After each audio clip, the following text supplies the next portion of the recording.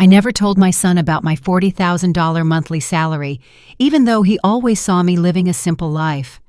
One day, he invited me to dinner with his wife's parents, who were visiting from abroad. I decided to see how they would treat a poor person by pretending to be a broke and naive mother. But the moment I stepped through the door of that restaurant, everything changed.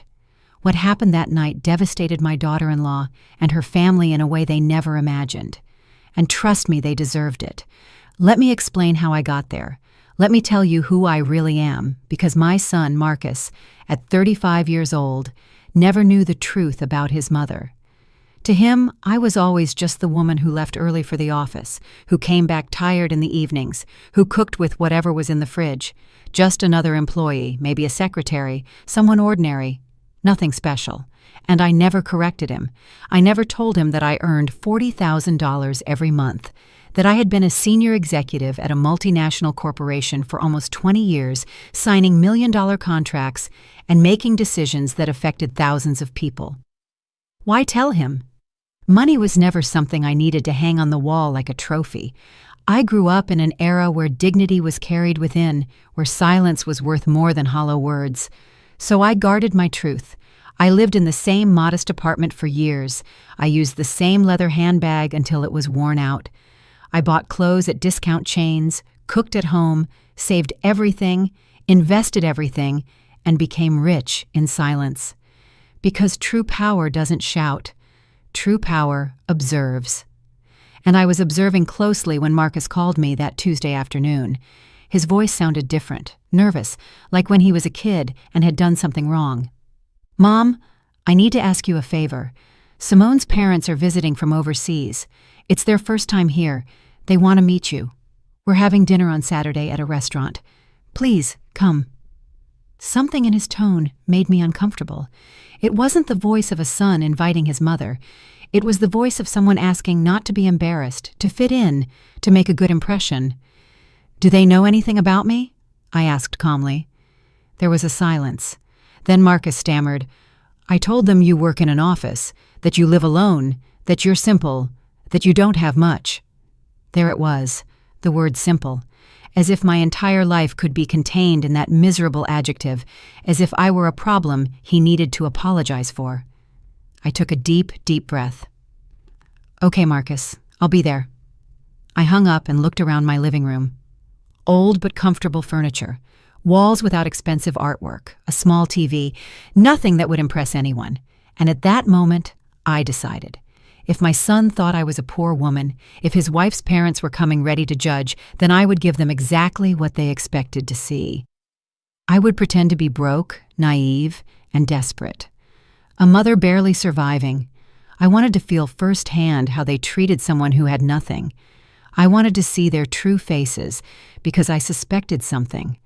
I suspected Simone and her family were the type of people who measured others by their bank accounts, and my instinct never fails.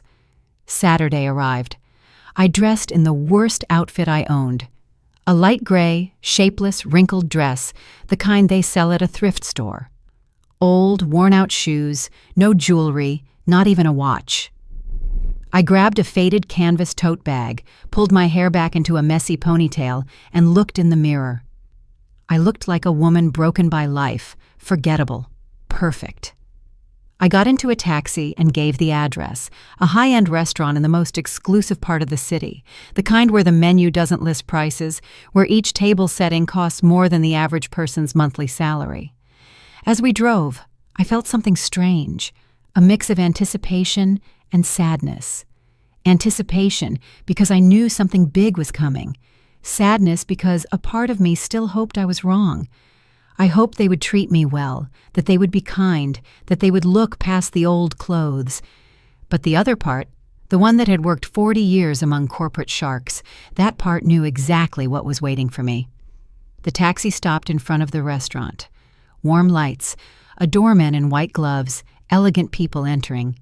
I paid, stepped out, took a deep breath, crossed the threshold, and there they were. Marcus was standing next to a long table near the windows. He wore a dark suit, a white shirt, and shiny shoes. He looked anxious. Beside him was Simone, my daughter-in-law.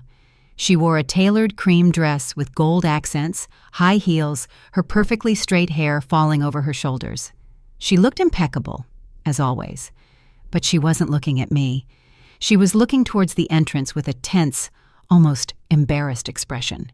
And then I saw them, Simone's parents, already seated at the table, waiting like royalty on their thrones. The mother, Veronica, wore a fitted emerald green dress, full of sequins, jewels on her neck, wrists, and fingers. Her dark hair was pulled back in an elegant bun. She had that cold, calculated type of beauty that intimidates.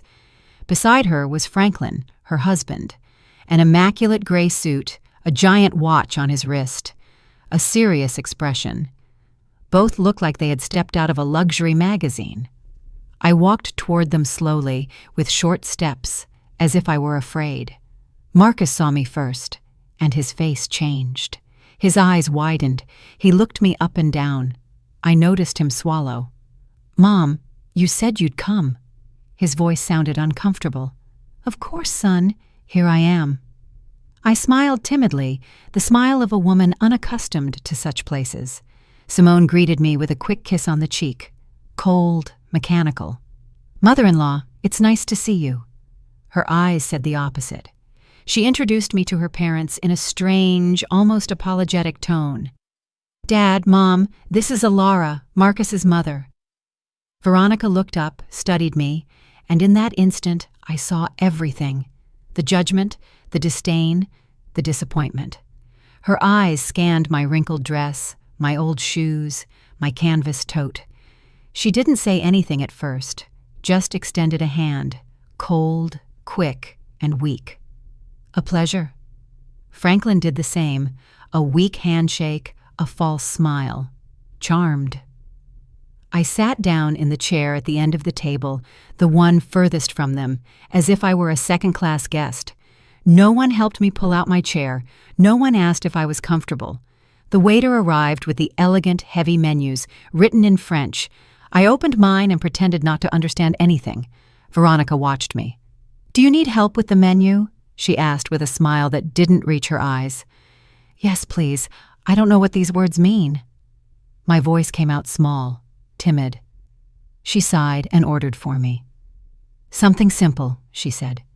"Something that doesn't cost too much. We don't want to overdo it." The phrase hung in the air. Franklin nodded. Marcus looked away. Simone played with her napkin. No one said anything, and I just watched. Veronica started talking first about general things, the journey from abroad, how tiring the flight was, how different everything was here. Then she subtly began to talk about money. She mentioned the hotel where they were staying. $1,000 a night.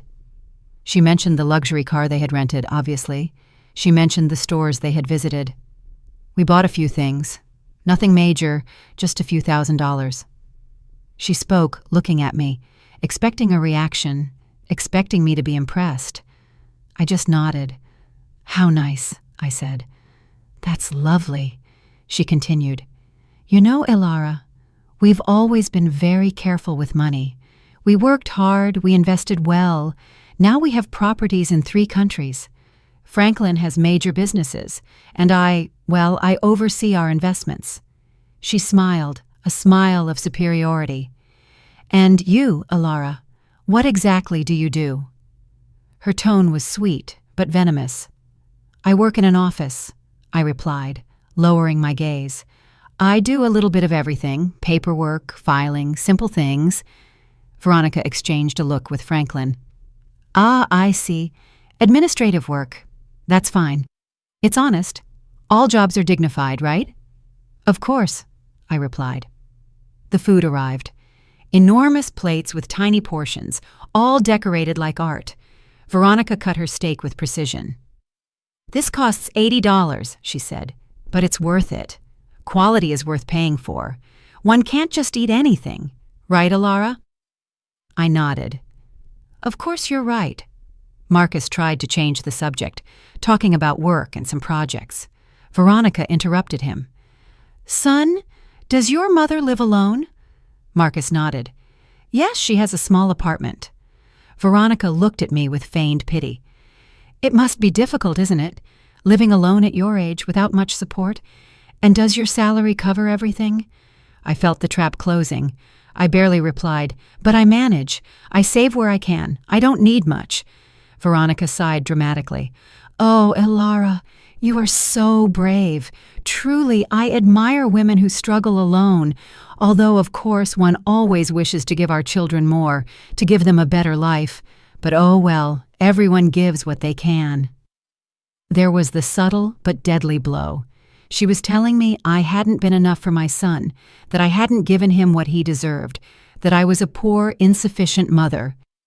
Simone was looking at her plate. Marcus was clenching his fists under the table, and I just smiled. Yes, you're right. Everyone gives what they can. Veronica continued.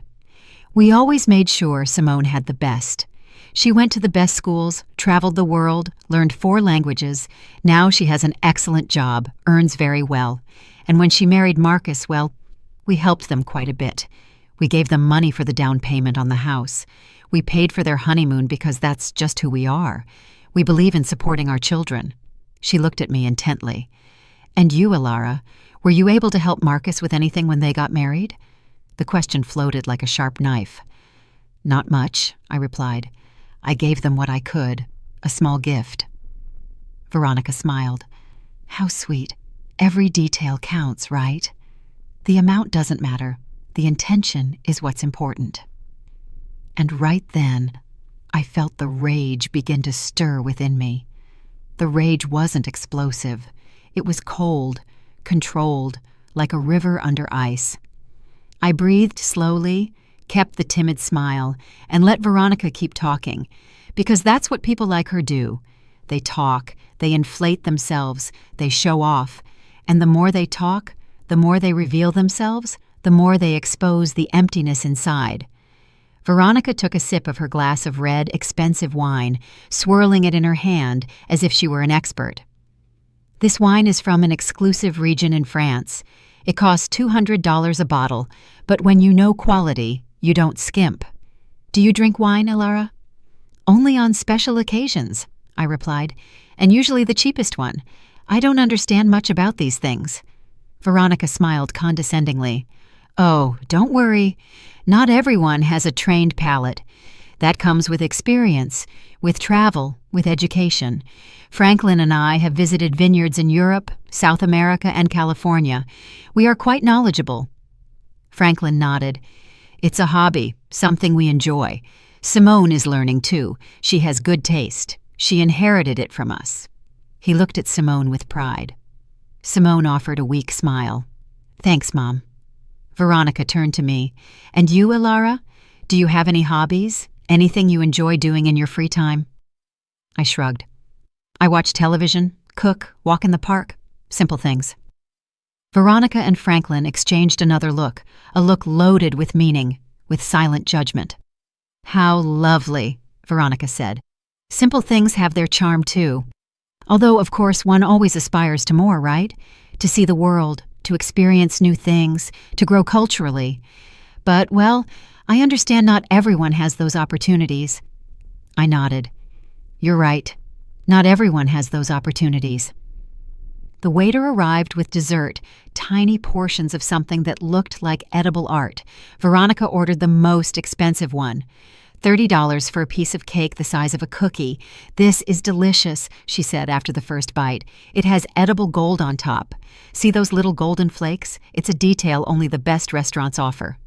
I ate my dessert, simpler, cheaper, in silence. Veronica continued. You know, Elara, I think it's important that we talk about something as a family, now that we are all here. She looked up. Her expression changed, becoming serious, falsely maternal. Marcus is our son-in-law, and we love him very much.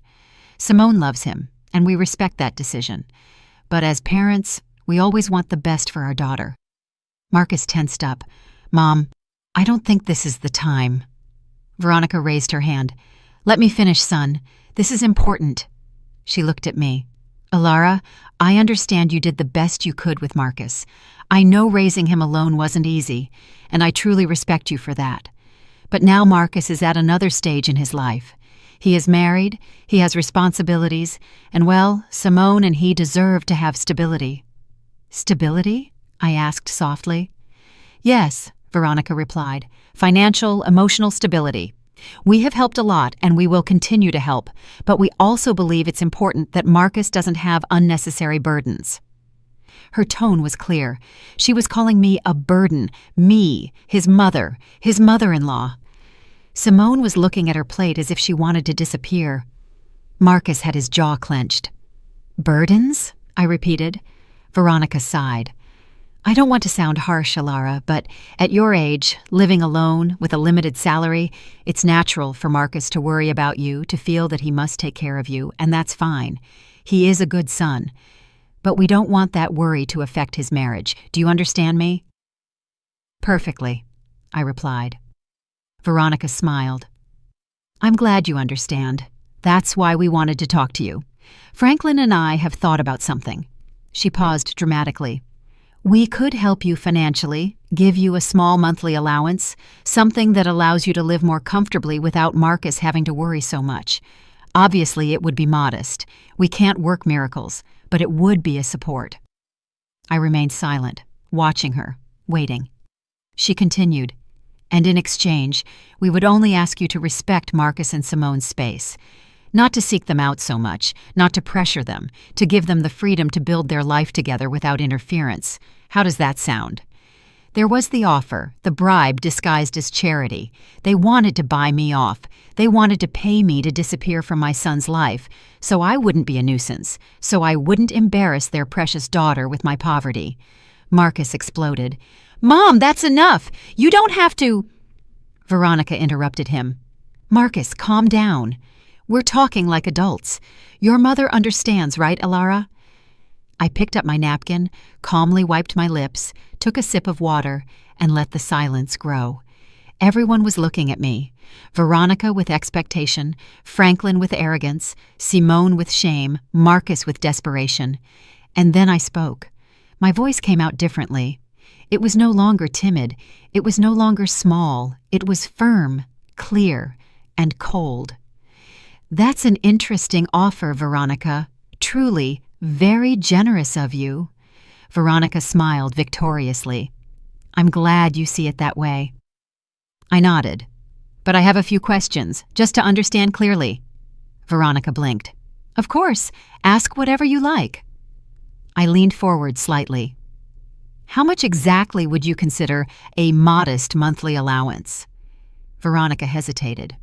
Well, we were thinking about $500, maybe $700, depending. I nodded. I see. $700 a month for me to disappear from my son's life.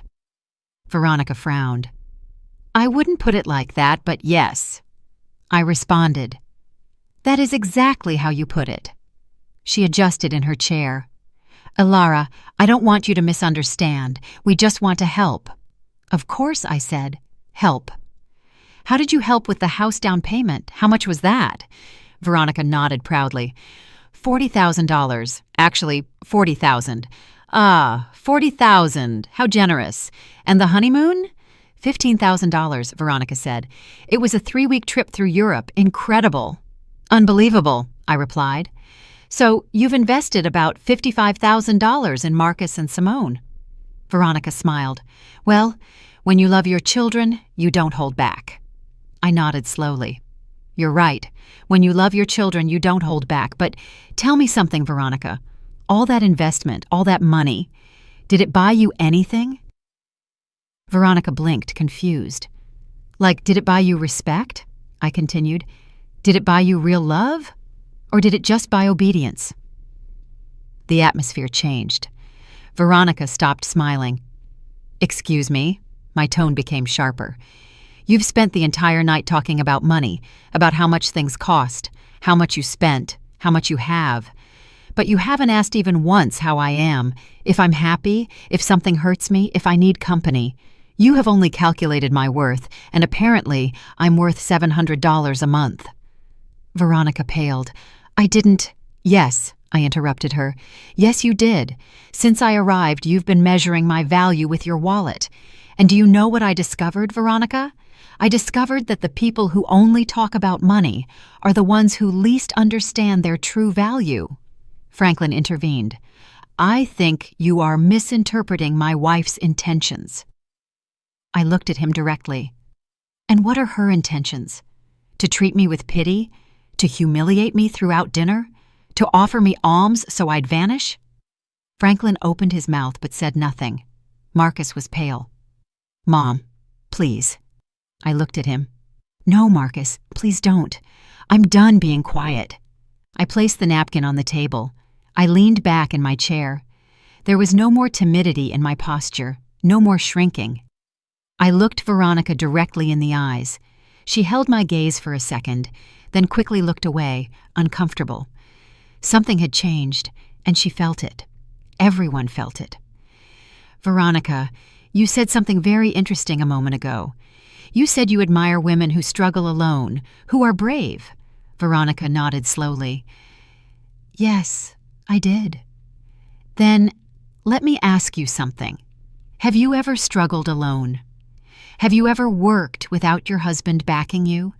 Have you ever built something with your own two hands without your family's money? Veronica stammered. I have my own achievements. Like what? I asked with genuine curiosity. Tell me.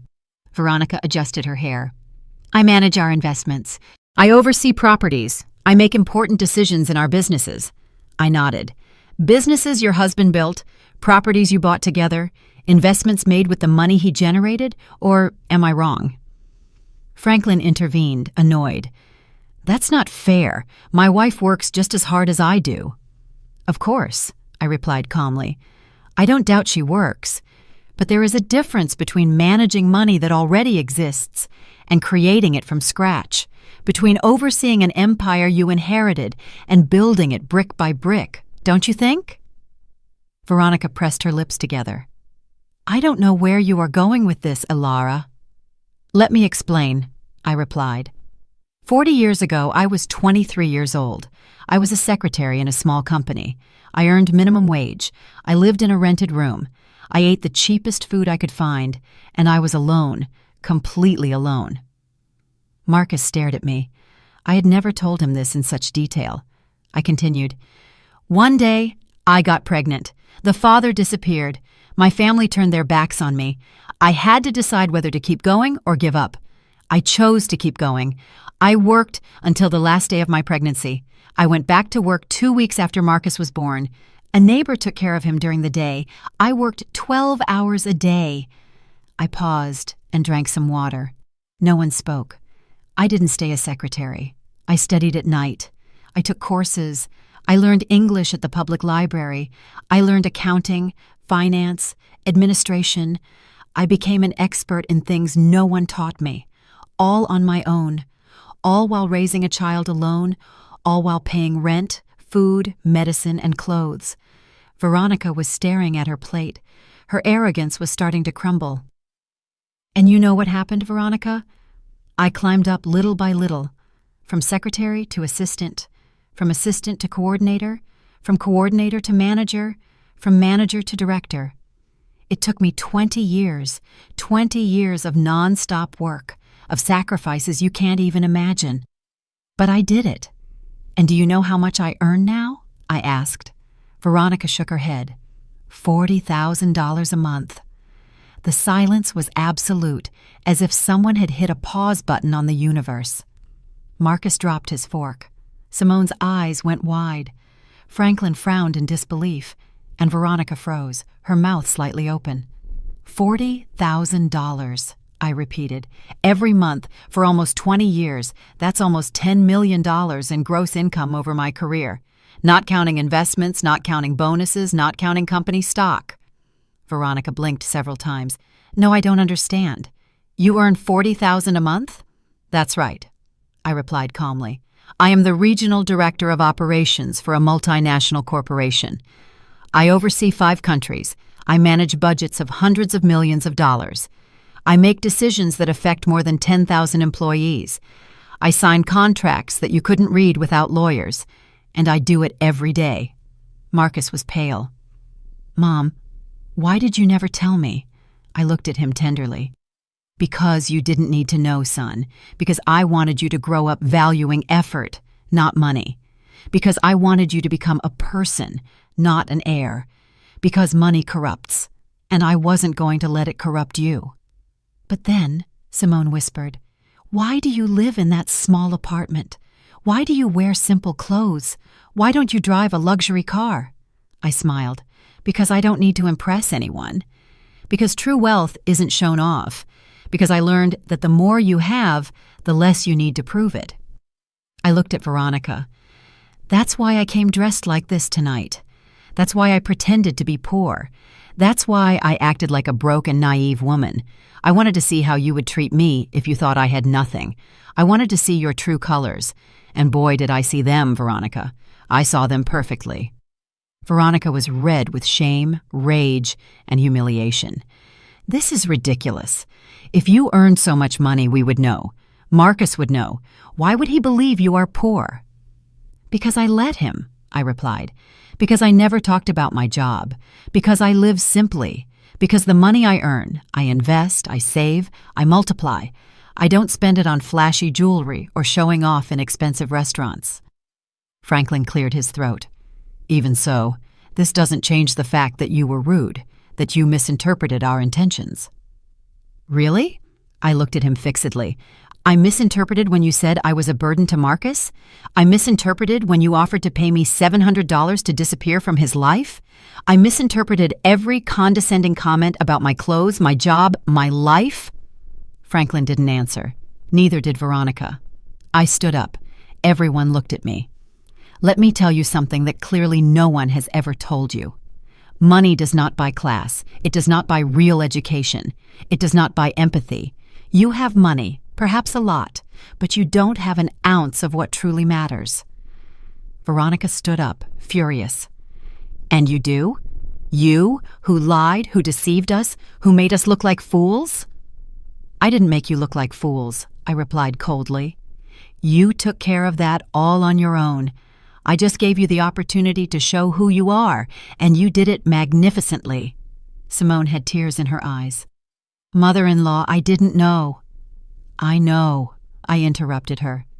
You didn't know, but your parents knew exactly what they were doing. They knew they were humiliating me, and they enjoyed it until they discovered that the poor woman they scorned has more money than they do. And now they don't know what to do with that information. Veronica trembled. You have no right. I have every right, I replied, because I am your son-in-law's mother, because I deserve respect, not because of my money, not because of my job, but because I am a human being, something you forgot throughout this entire dinner. Marcus stood up. Mom, please, let's go. I looked at him. Not yet, son. I'm not finished yet. I looked at Veronica one last time. You offered to help me with $700 a month. Let me make you a counteroffer. I will give you $1 million right now if you can prove to me that you ever treated someone kindly who didn't have money. Veronica opened her mouth, closed it, and said nothing. Exactly, I replied. You can't, because to you, people are only worth what they have in the bank, and that is the difference between you and me. I built wealth, you just spend it. I earned respect, you buy it. I have dignity, you have bank accounts. I picked up my old canvas tote. I pulled out a black platinum credit card. I dropped it on the table in front of Veronica. This is my corporate card, unlimited limit. Pay for the entire dinner with a generous tip. Consider it a gift from a broke and naive mother. Veronica looked at the card as if it were a poisonous snake, black, shiny, with my name engraved in silver letters, Elara Sterling, Regional Director. Her hand trembled slightly when she picked it up. She turned it over, observed it, then looked at me. Her eyes no longer held that superior shine. Now there was something different, something I never thought I'd see in her. Fear. I don't need your money, she said, her voice broken. I know, I replied, but I didn't need your pity either. And yet, you offered it to me throughout the entire dinner, so take it as a gesture of courtesy or good manners, something you clearly didn't learn despite all your travels through Europe. Franklin gently hit the table. Enough. This is out of control. You are disrespecting us. Respect? I repeated. How interesting that you use that word now. Where was your respect when your wife asked if my salary was enough to live on? Where was it when she suggested I was a burden to my son? Where was it when she offered to buy me off so I'd disappear? Franklin clenched his jaw. Veronica just wanted to help. I corrected her. Veronica wanted to control. She wanted to ensure that the poor mother wouldn't ruin her daughter's perfect image. She wanted to eliminate the weak link in the chain. The problem is, she chose the wrong link. I looked at Simone. Her head was bowed, her hands in her lap, trembling. "Simone," I said softly. She looked up. Tears were streaming down her cheeks. "I'm sorry," she whispered. "I'm so sorry. I didn't know that my parents—" "Don't finish that sentence," I interrupted her. "Because you did know. Maybe you didn't know about my money, but you knew how your parents are. You know how they treat people they consider inferior, and you did nothing to stop them." Simone sobbed. "I wanted to say something, but they are my parents." "I know," I replied. "And Marcus is my son, and yet I let him make his own decisions. I let him choose his life, his wife, his path, because that is how you love, with freedom, not with control, not with money, not with manipulation." Marcus came closer to me. "Mom, forgive me. Please forgive me for never asking, for assuming, for thinking you were—" His voice cracked. I hugged him. "You don't have to apologize, son. I did what I did for a reason. I wanted you to be independent, to value the right things, not to depend on me financially, to build your own life. But you made me feel like I had to protect you," Marcus said, "that I had to worry about you, that you were fragile." "I know," I replied. "And it wasn't wrong that you thought that, because that's how you learn to care, to worry about others, to be empathetic. Those are lessons money can't buy." Marcus hugged me tightly. "I'm sorry. I'm so sorry." Veronica was still standing, rigid, watching the scene with a mixture of confusion and contained rage. "This doesn't change anything," she finally said. "You lied. You deceived us. You came here with hidden intentions. You acted in bad faith." "That's true," I nodded. "I acted. I pretended to be something I'm not. Exactly what you do every day." "What is that supposed to mean?" Franklin asked. "It means that you hide behind your money, behind your jewels, behind your trips, behind everything you can buy, but inside you are empty. You don't have deep conversations. You don't have real interests. You have nothing to offer beyond a bank account." Veronica gave a dry, bitter laugh. "Coming from someone who lied all night, that's hypocrisy." "Perhaps," I replied, "but my lie exposed the truth, your truth, and now you can't hide. Now you know that I saw you, that I felt every comment, that I stored every insult disguised as advice, and that I will never forget it." The waiter timidly approached. "Excuse me, would you like anything else?" Franklin shook his head abruptly. "Just the check." The waiter nodded and disappeared. Veronica sat back down, defeated. Her posture was no longer elegant. It was the posture of someone who had just lost something important, and it wasn't money, it was power. "Elara," she said, in a softer, less aggressive voice, "I don't want this to ruin the relationship between our families. Marcus and Simone love each other. They have a life together. We can't let this—" I interrupted her. "Let this what? Let this ruin your plans? Let this expose what you really think? It's too late for that, Veronica. The damage is done. But we can fix it," she insisted. "We can start over."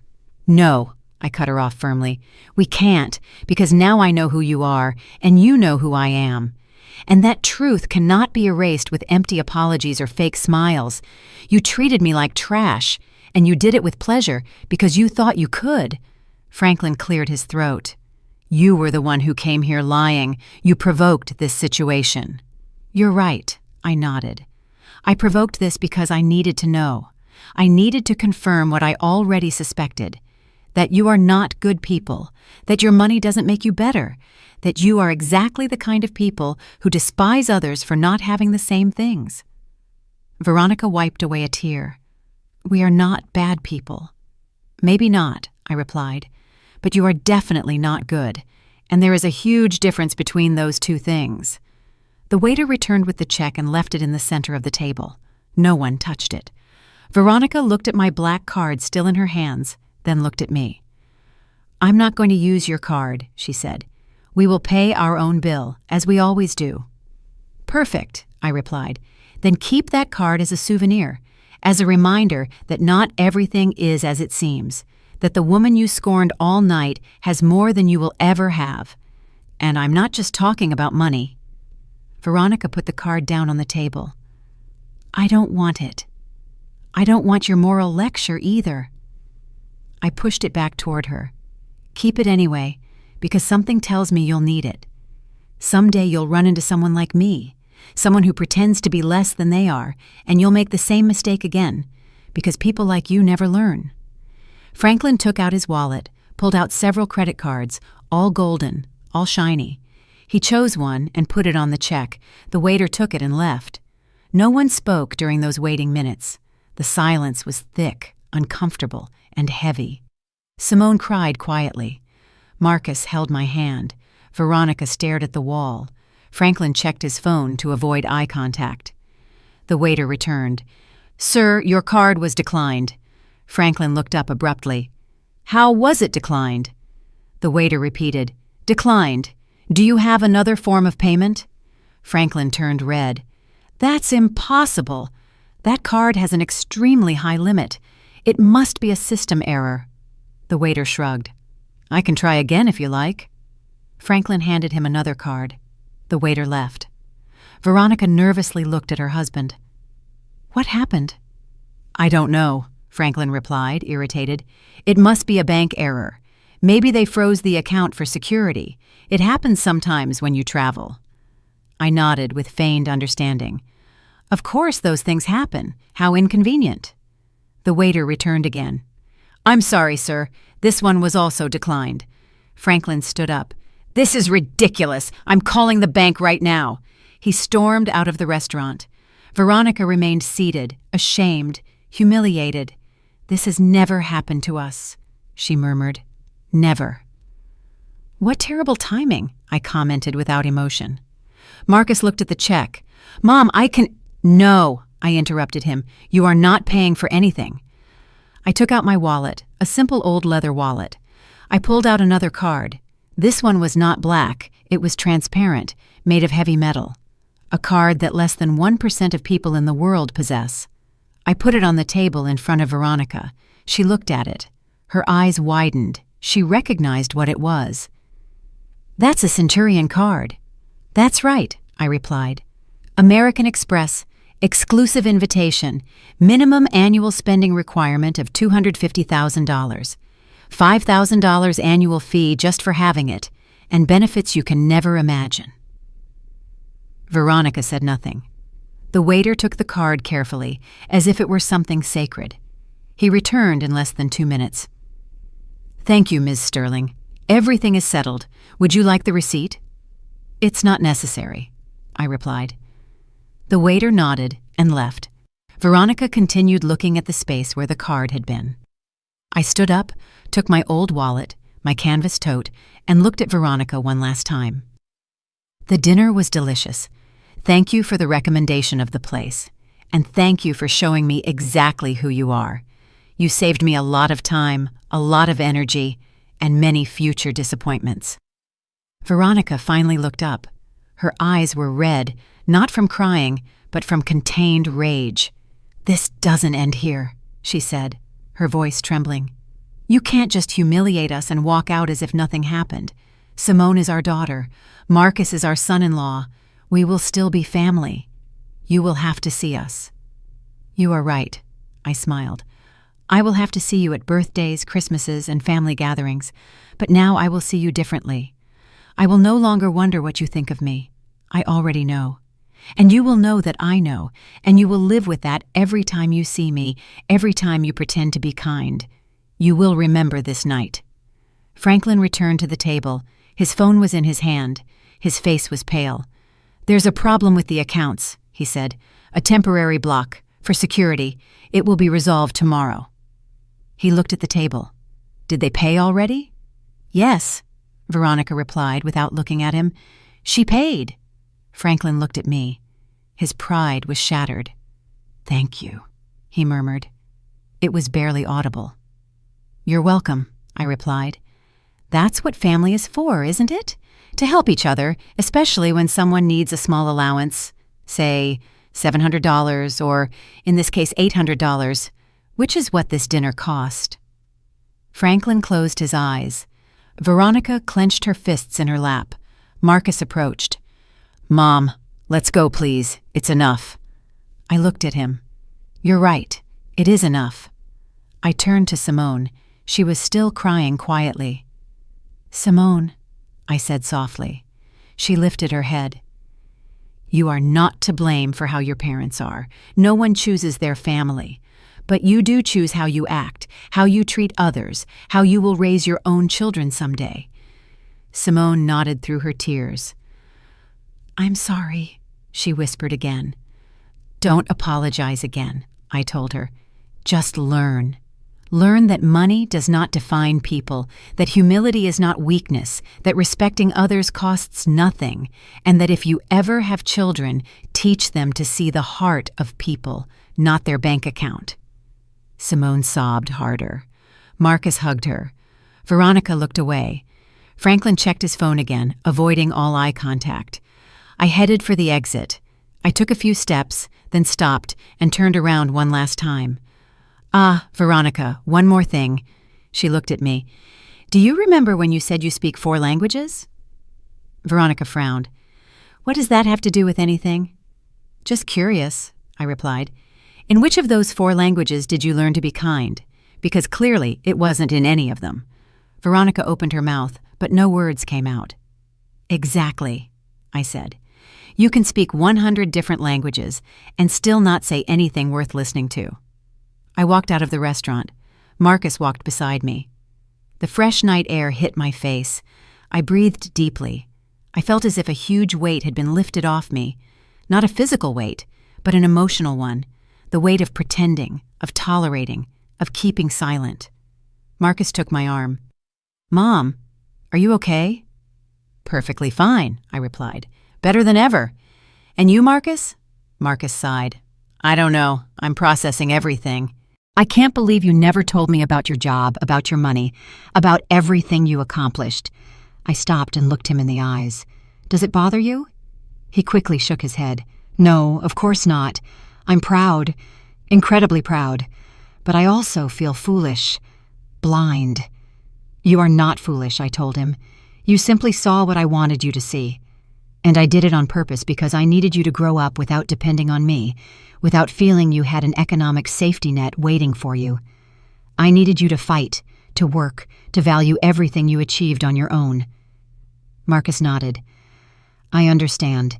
But now I also understand why you never complained, why you never asked for help, why you always seemed so calm, because you needed nothing." I smiled. "I needed many things, son. Only none of them could be bought with money. I needed to see you grow up, see you become a good man, see you make the right decisions." "And I achieved that, even marrying Simone?" he asked in a weak voice. "Even marrying Simone," I replied. "She is not her parents. She can learn. She can change. But that depends on her and on you, on how you build your relationship, on what values you choose to follow." Marcus remained silent, processing, thinking. A taxi stopped in front of us. I had called for a rideshare as we left. I opened the door. Marcus stopped me. "Mom, can I ask you something?" "Of course." "Why did you do it? Why did you come pretending to be poor? Why didn't you just tell them the truth from the beginning?" I closed the taxi door. I turned to him. "Because I needed to know, son. I needed to confirm if my suspicions were correct, if Simone's family was really as I imagined. And unfortunately, I was right." Marcus lowered his gaze. "I'm sorry." You don't have to apologize for them, I told him. But you do have to decide what kind of husband you want to be, what kind of father you want to be someday. What do you mean? He asked. I mean that you have just seen two very different ways of handling money and power, your in-laws' way and mine. They use it to control, to humiliate, to feel superior. I use it to have freedom, to help without showing off, to live peacefully. You decide which path to follow. Marcus slowly nodded. I understand. I opened the taxi door again and got in. I rolled down the window. Marcus came closer. Mom, one last question. Tell me, are you ever going to forgive Veronica and Franklin? I thought about it for a moment. Forgiving doesn't mean forgetting, I replied, nor does it mean allowing it to happen again. I might forgive them someday when I see a real change, when they start seeing people as people, not as numbers. But until then, I will simply be polite, distant, and extremely cautious. And me? Marcus asked. Do you forgive me for not asking? For assuming? For allowing this dinner to happen? I looked at him tenderly. Son, there is nothing to forgive. You did what you thought was right. You wanted your family to meet. That is beautiful. What happened afterward was not your fault. It was theirs, and a little bit mine, too, because I decided to play their game. Marcus smiled weakly. You won. I won, I nodded, but I don't feel victorious. I feel tired and sad because I confirmed something I didn't want to confirm, that some people will never change, that some families are broken even if they have money, that there are voids no bank account can fill. The taxi driver cleared his throat. Ma'am, should we go? Yes, I replied. Give me 1 second. I looked at Marcus one last time. Go to Simone. Talk to her, listen to her, support her. But also be honest. Tell her how you felt tonight. Tell her what you expect from her family and from her. Because if you don't establish boundaries now, this will happen again and again. I will, Marcus promised. I love you, Mom, and I mean it more now than ever, because now I know who you really are, and you are incredible. I smiled. I love you too, son. I always have. I always will, no matter how much money I have or don't have, because love has no price, and that is a lesson Veronica and Franklin will never learn. Marcus stepped away from the taxi. I gave a signal to the driver. Can we go? The taxi started. I looked out the window. I saw Marcus walking back toward the restaurant, his shoulders slumped, thoughtful. He was probably going back to find Simone, to face his in-laws, to have difficult conversations. And I felt proud, because that meant he was maturing, he was learning, he was choosing to be better than the example he had just witnessed. The taxi sped through the city's illuminated streets. I closed my eyes and thought about everything that had happened, every word, every look, every moment of tension, and I wondered if I had done the right thing, if I had been too harsh, too cruel, too vengeful.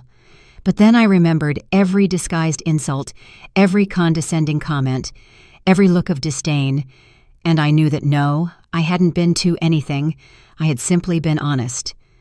Finally, the taxi was crossing the empty streets of the night. The lights of the buildings flashed quickly past the window.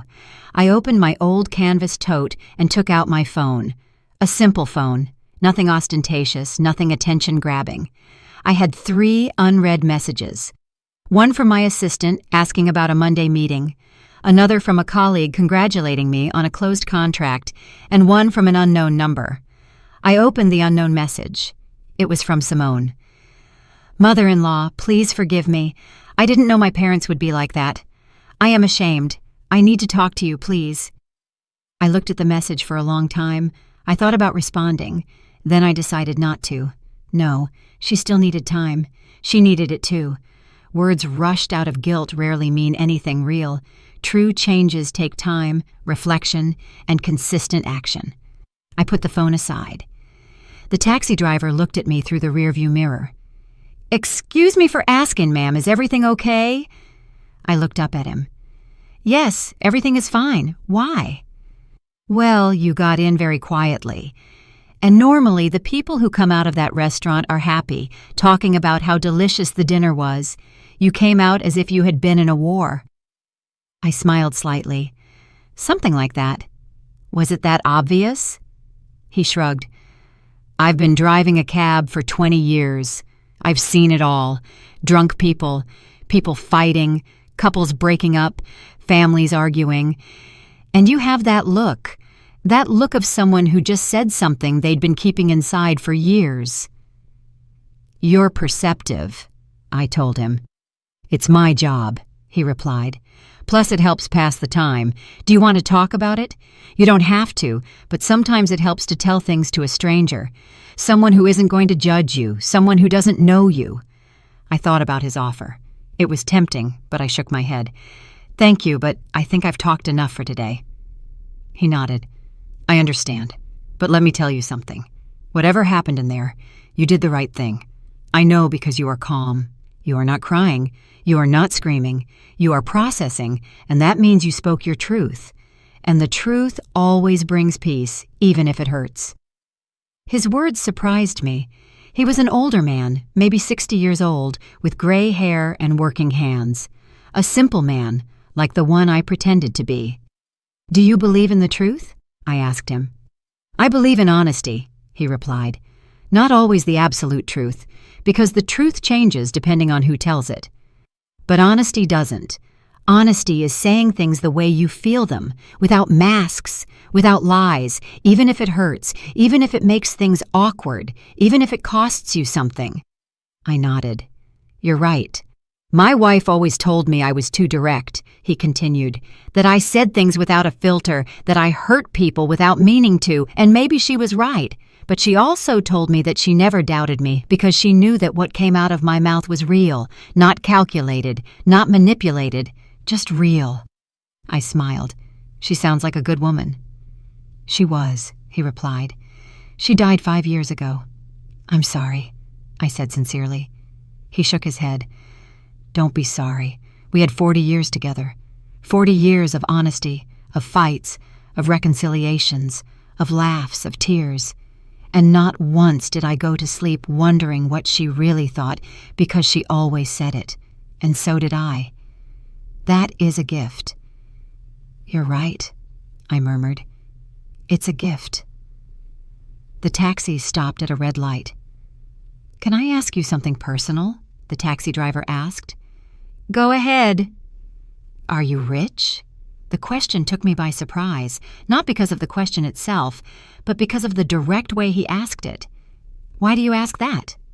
Because I picked you up from a $1,000 per person restaurant, but you dress like someone who shops at discount stores. You have an old bag, worn-out shoes, but you talk like an executive. You move like someone with power, and you paid for my cab with crisp new bills that you pulled out of a wallet that looks 20 years old. Observant, I commented. Part of the job, he repeated. Then am I? It depends on how you define rich, I replied. If you are talking about money, yes, I have enough, more than enough. If you are talking about happiness, I also have peace, health, a son I love, work I am passionate about. That makes me rich in many ways. He nodded, satisfied. I knew there was something. Truly rich people don't need to prove it. The light changed to green. The taxi moved forward. And what happened in that restaurant? He asked. If it's not too indiscreet. I pretended to be poor, I replied, to see how they would treat me. He let out a loud laugh. Seriously? That is brilliant. And how did they treat you? Like trash, I said without emotion. They humiliated me. They offered me alms. They treated me as if I were invisible, less than human. He stopped laughing. I'm sorry. That must have hurt. A little, I admitted. But it also confirmed something for me. That I was right about those people. That they weren't worth my time. That they didn't deserve my respect. And now they know it. Now they know who I am. And they will have to live with that shame. The taxi driver whistled softly. That must have been epic. It was, I smiled. It definitely was. We arrived at my building. An older, middle-class building.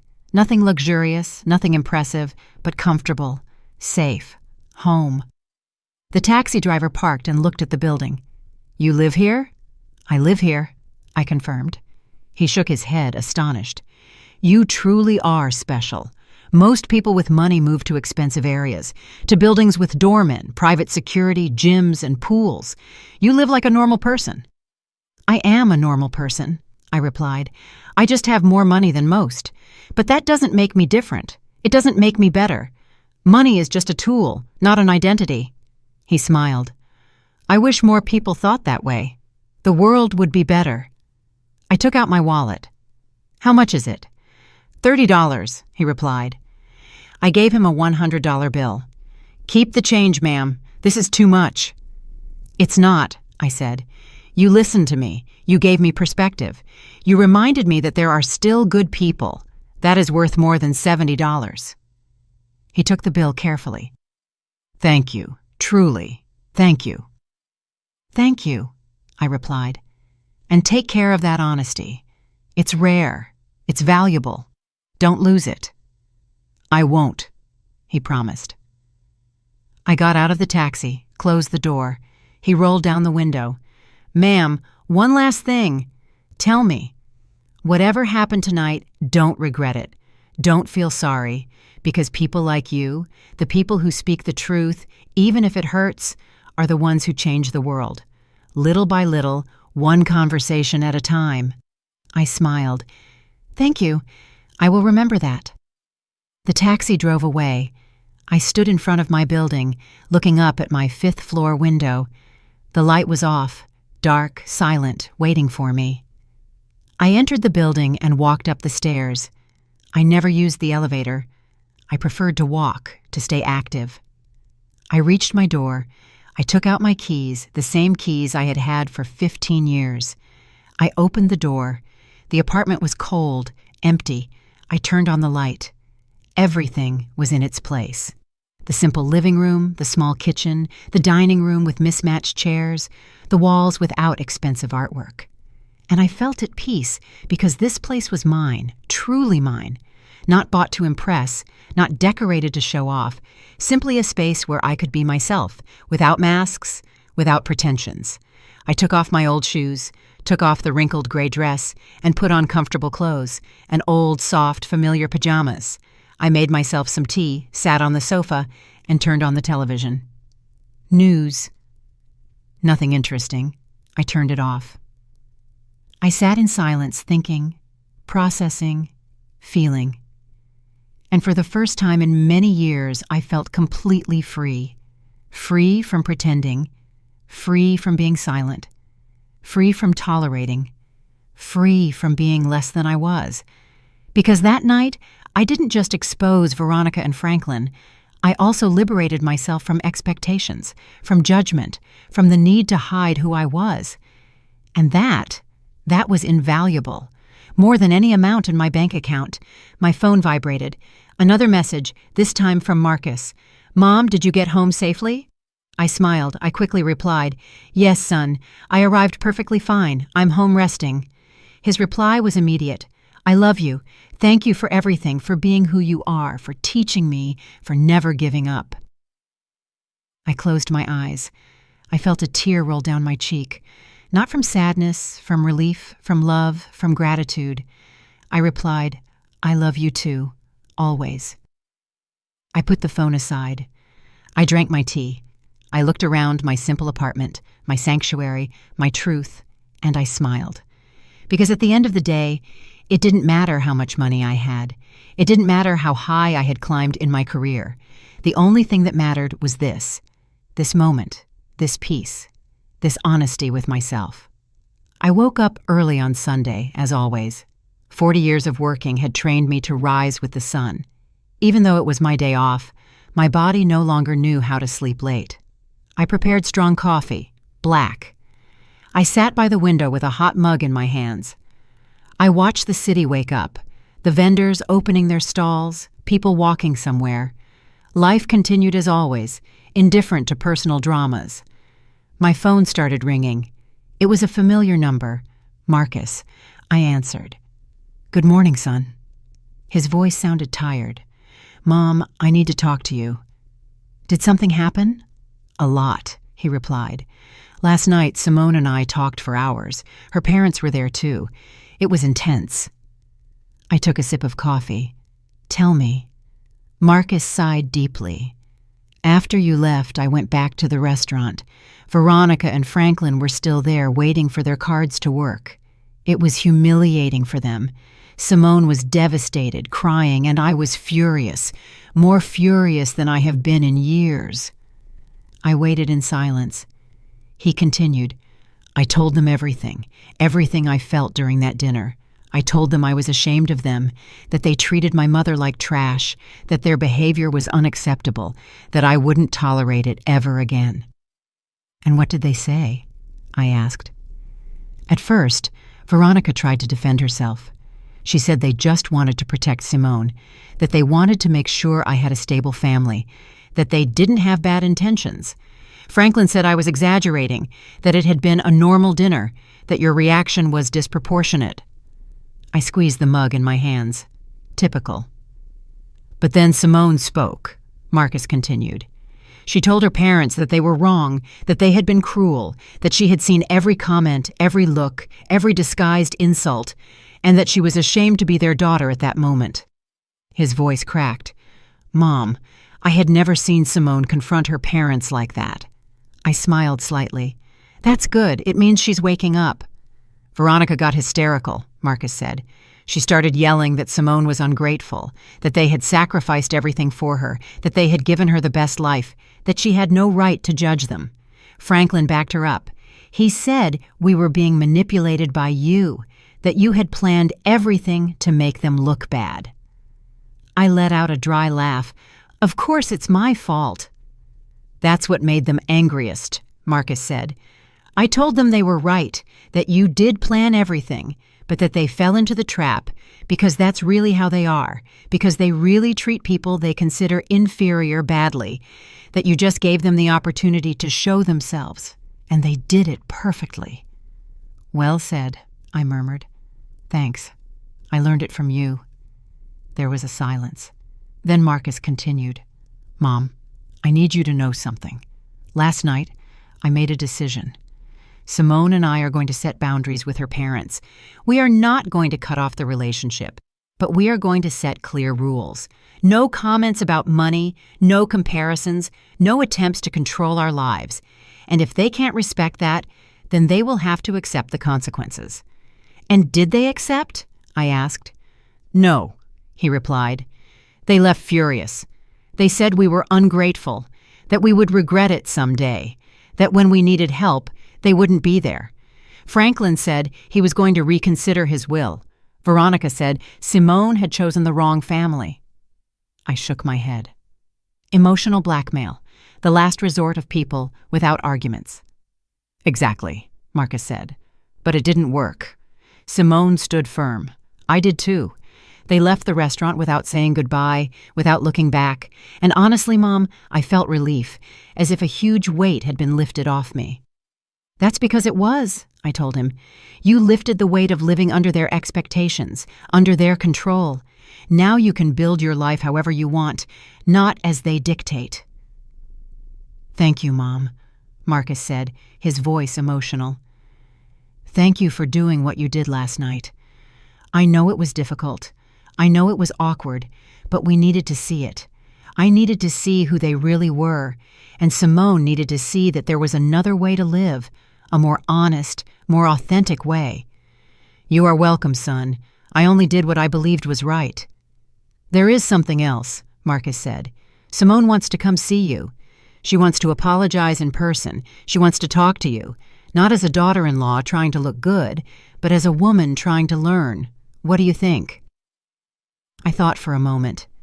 "Tell her she can come, but not today. Give her a few days to process, to think carefully about what she wants to say. Rushed apologies are hollow. The ones that take time are real." "I'll tell her," Marcus promised. "Mom, one more question. How are you doing after all of this? How do you feel?" I looked out the window. The sun was fully up now. The day had officially begun. "I'm well," I replied. "Better than well. I'm at peace because I finally said everything I needed to say, and I don't regret anything." I'm glad to hear that, Marcus said. I love you. I love you too. Rest. I'll see you soon. I hung up the phone, finished my coffee, and stood up. I decided to do something I hadn't done in a long time. Go for a walk aimlessly, without rushing, just walking and thinking. I dressed in comfortable clothes, old jeans, a simple top, worn sneakers. I grabbed my keys and went out. The streets were full of life. Families strolling, children running, couples holding hands, vendors offering food. The smell of fresh bread filled the air. I walked through the nearby park and sat on a bench watching people pass by. And I realized something. Most of these people probably didn't have much money. They lived with just enough, worked hard, and struggled every day. But they smiled, hugged each other, and enjoyed the moment. And then I thought about Veronica and Franklin, with all their money, their properties, their trips, their jewels. Were they really happy? Or were they just busy trying to prove something? Trying to fill a void with material things, trying to buy value, respect, and love, things that could never be bought. An older woman sat down next to me. "Good morning," she said with a smile. "Good morning," I replied. "Beautiful day, isn't it?" she commented. "Very beautiful," I nodded. She took bread from her bag and started feeding the pigeons. "I come here every Sunday," she said. "It's my moment of peace before the week gets crazy again." "I understand that," I said. "I needed a moment of peace, too." "Difficult week?" she asked. "Something like that," I replied. "More like a difficult night." She nodded wisely. "Sometimes a single night can change everything." "You're right," I murmured. "Can I give you some unsolicited advice?" "Go ahead," I smiled. She pointed to the pigeons. "Look at those birds. Some are big, some are small, some have pretty feathers, others have scruffy feathers, but they all eat from the same bread. They all share the same space. None of them thinks they are better than the others." "That's a nice metaphor," I said. "It's not a metaphor," she replied. "It's the truth. Humans are the only animals that invent false hierarchies, that measure value with external things. Pigeons don't do that. They just live. They just are. We should learn from them." I smiled broadly. "You are completely right. I should give classes to some people I know." She laughed. "Oh, child, at my age, I don't give classes. I just observe and share what I see. But most people don't listen. They are too busy running, buying, competing, forgetting that in the end, we all end up in the same place.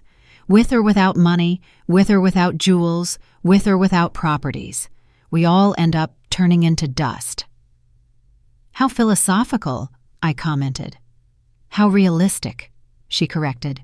"I have lived 82 years. I have seen it all, and I can tell you something.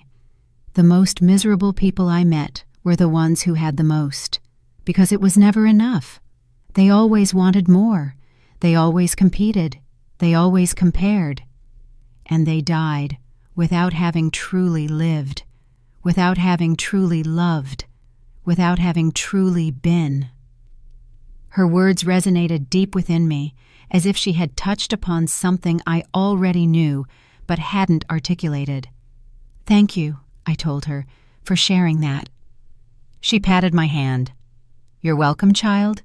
And remember, it doesn't matter how much you have or don't have. What matters is how you treat others, because that is what remains. That is what transcends. That is the only inheritance worth having." She slowly stood up, put her empty bag away, and waved goodbye. "Have a beautiful Sunday." "You too," I replied. I watched her walk away, a small woman, hunched with age, wearing old clothes and worn shoes, but with more wisdom than all the Veronicas and Franklins in the world combined. And I felt grateful for that encounter, for that reminder, for that truth, and powerful. I stayed on the bench for a while longer, thinking, feeling, processing everything that had happened, and I came to a conclusion. I didn't regret anything, no word, no action, because everything I did last night was necessary. It was liberating. It was honest. And honesty, even when it hurts, is always the right path. 3 days passed before Simone knocked on my door. 3 days of silence, processing, and reflection. When I heard the bell ring that Wednesday afternoon, I knew who it was. I opened the door. There she was, without makeup, her hair pulled back in a simple ponytail, dressed in jeans and a plain top. No jewelry, no heels. She looked vulnerable, real, different from the woman I had seen in the restaurant. "Mother-in-law," she said in a low voice. "May I come in?" I stepped aside. "Go ahead." She entered slowly, looking around, observing my apartment with new eyes. The simple living room, the old furniture, the walls without expensive decor. She sat on the sofa when I pointed to it. I sat across from her, waiting, without pressuring, letting her find her words. "I don't know where to start," she finally said. "Start where you feel ready," I replied. She took a deep breath. "I came to apologize, but not just with words. I came to explain why my parents are the way they are and why I stayed silent for so long."